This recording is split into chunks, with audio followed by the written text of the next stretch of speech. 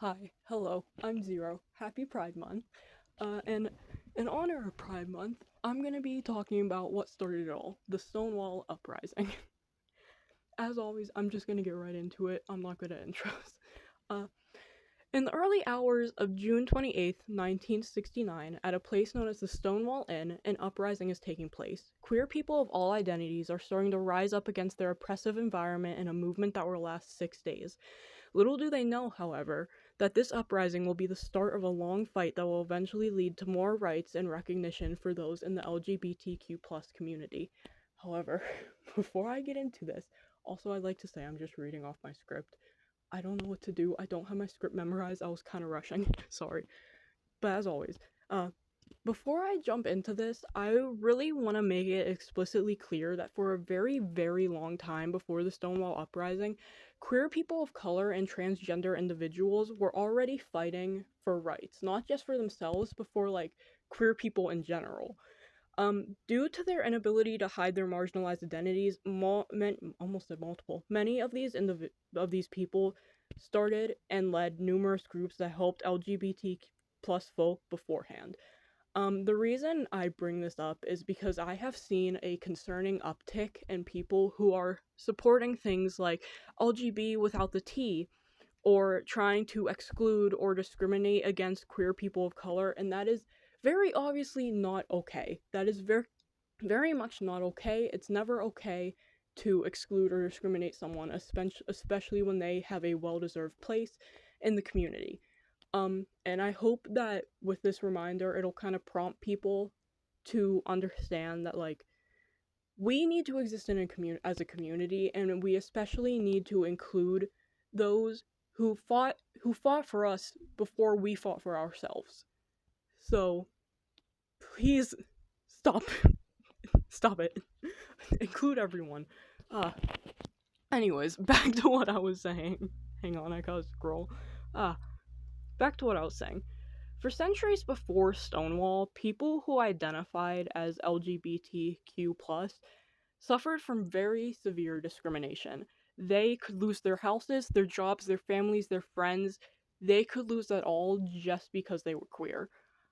This led to many people being forced to enter things like lavender marriages, which is a union where one or both of the participants are queer, partake in conversion therapy, or even in severe cases be forced to undergo things like lobotomies, which I'm assuming you know are incredibly bad. This was likely due to the fact that homosexuality and being transgender was seen as a mental illness up until as recent as 1973. However, it should be noted that later on it did return to the DSM, just under different names. To my knowledge, it is not currently listed in the DSM-5, which is the most recent one, but in the past it did show up under different names. Um, this, very rightfully so, upset a lot of people, and with the frequent raiding of gay bars, eventually led to Stonewall. Now, like I said before, it all started in the early hours of June 28th, 1969, when Stonewall Inn was raided. However, instead of things going smoothly, like how, the cops probably wanted it to go, people fought back. They weren't gonna sit around and face the consequences just for being themselves, just for being queer any longer. Um, Now, it's stated in a lot of sources that either Marsha P. Johnson, who was a black trans woman who was also an activist, or Sylvia Rivera, also a transgender woman and an activist, threw either a brick or a shot glass. However, based on my research, we don't actually seem to know who threw it or if there was anything thrown at all, because it was a very, I don't want to say messy, but there was a lot going on that night. So a lot of the information is kind of fuzzy. But either way, people started to fight back. They did not want to be oppressed any longer. They wanted people to recognize them and support them like they would anyone else, and they started to fight back. This was not just like a 1 day struggle. This extended over the course of 5, 6, 7 days. It wasn't even just in New York where Stonewall was. It started to extend all throughout the country. Uprisings were popping up all over the country. And okay, I'm out of breath. Sorry, I talked too quick.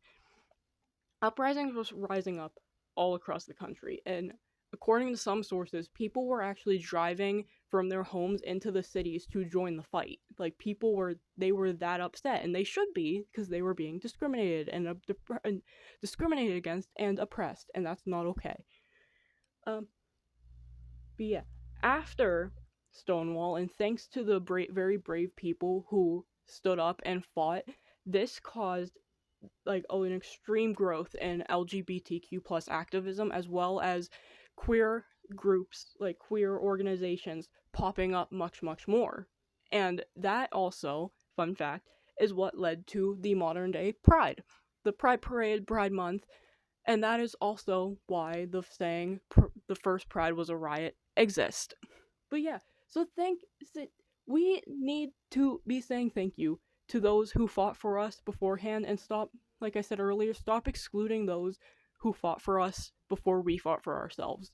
Because like we would not be where we are today had these people in the past not been brave enough to stand up and fight not just for themselves but for everyone. Had they not been as caring and lovely and as empathetic as they were, we wouldn't be here today. And yes, things aren't perfect today, but it's significantly better. It's significantly better. Um, but yeah, before I end this, I would like to apologize that this video is so short and honestly just not as in depth as I would have liked. I graduated this week, and so I had a lot going on, and I was tired, so it's not as in depth as I would like it to be. But as always, I'll list my sources in the description if you want to look into it yourself, which I highly recommend, especially if you're a queer or transgender person. Um, I'm Zero. I love you. If you watched this far into the video, I love you more. And that's all. Bye bye.